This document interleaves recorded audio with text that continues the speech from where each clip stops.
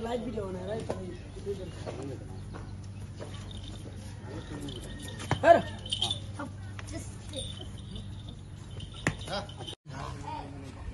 সুপ্রিয় দর্শক, আমরা এখন যে জায়গাটিতে আছি এটি হচ্ছে বানিয়াচং উপজেলার 4 নং দক্ষিণ পশ্চিম ইউনিয়নের প্রথম রেক মহল্লা।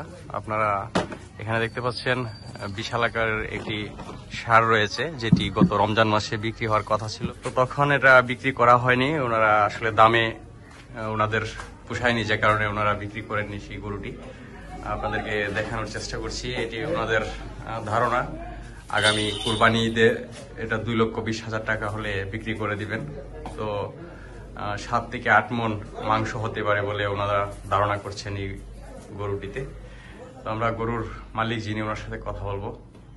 ওনার মন্তব্য কি, উনি কত হলে এটি বিক্রি করবেন বা এটি বিক্রি করতে গিয়ে কত টাকা ওনার ব্যয় হয়েছে বলে ধারণা করছেন। দর্শক, আমরা কথা বলবো এই যে সারটি দেখতে পেয়েছেন তখন, এই সারের যে মালিক রয়েছেন, যিনি লালন পালন করেছেন, ওনার সাথে আমরা কথা বলবো। তো আপনার যে সারটি রয়েছে এটার নাম কি, কোনো নাম আছে কি এটার? লালমানিক বলা। তো ওনারা এটার নাম নির্ধারণ করেছেন লালমানিক। তো এটা কত টাকা বিক্রি, মানে কত টাকা হলে আপনারা বিক্রি করবেন গরুটি? উদ্দেশ্য 2,20 হলে বিক্রি করতেন। 2,20,000 টাকা।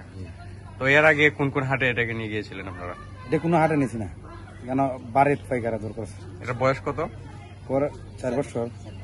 কত মন মাংস হতে পারে বলে মনে করছেন আপনারা? 8 মণ। 8 মণ। কতদিন যাবত এটা লালন পালন করছেন আপনারা? আমার 4 বছর ধরে লালন করছি। 4 বছর। এটা দাঁত কয়টা? দাঁত 4টা। 4টা দাঁত। তো দর্শক, আমরা এতক্ষণ কথা বলছিলাম যিনি এই সারটি লালন পালন করেছেন। তো আমি ভিডিওর স্ক্রিনে একটি নাম্বার দিয়ে দিব, আপনারা যারা এই গরুটি ক্রয় করতে চান বা যাদের পছন্দ হয় বা এই গরু সম্পর্কে জানতে চান, ওনার সাথে আমরা ওনার যে ব্যক্তিগত নাম্বারটি রয়েছে, মোবাইল নাম্বারটি, সেটি আমরা স্ক্রিনে দিয়ে দিব। আপনারা ইচ্ছা করলে সেই নাম্বারটিতে ওনার সাথে যোগাযোগ করতে পারেন এবং কথা বলতে পারেন।